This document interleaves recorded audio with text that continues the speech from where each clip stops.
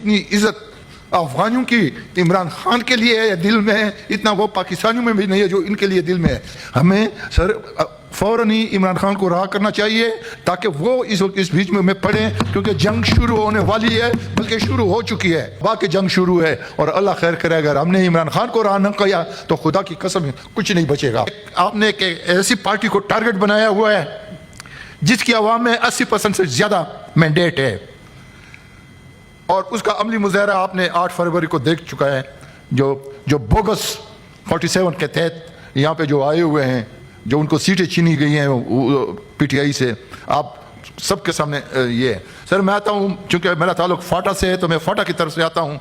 ये 3-4 सालों में जो मज़ाम जो आर्टिकल ला रहे हैं अपने मकसद के लिए। सर फाटा का जब मर्जर हुआ था तो 18 अमेंडमेंट में हमसे ये वादा किया गया था कि हम फाटा एनएफसी से फाटा को 3% एनएफसी से देंगे और जो एग्जिस्टिंग एडीपी है वो भी देंगे। सर मैंने एक सवाल उठाया था, सफरान कमेटी में मैं मेंबर था। मैंने सफरान वालों से पूछा कि बताओ ये 8 साल में एनएफसी से फाटा को कितना पैसा मिला।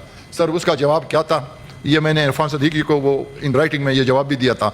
उसने कहा जी आज 14 करोड़ रुपए वसूल हुए हैं 8 साल में। कहाँ 800 मिलियन, कहाँ 14 करोड़ रुपए, और उसमें से 32 लाख उनको मिल चुके हैं। बाकी जो है ना के गवर्नमेंट का गई है। सर ये वो है। सर मैं सर तहरीक इंसाफ और हमारे लीडर इमरान खान, सर मैं खुदा की कसम खा के कहता हूँ कि मैं अफगानिस्तान गया था 3 साल पहले।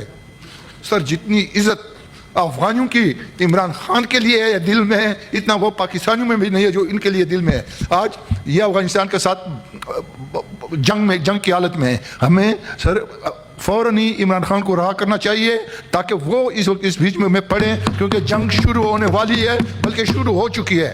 और सर वो हमारे पश्तो में कहते हैं कि गधा जब घर से गुम हो जाता है रात को तो वो आंखें बंद कर लेता है और वो समझता है कि मैं किसी को नहीं देख रहा हूँ तो मुझे भी कोई नहीं देख रहा है।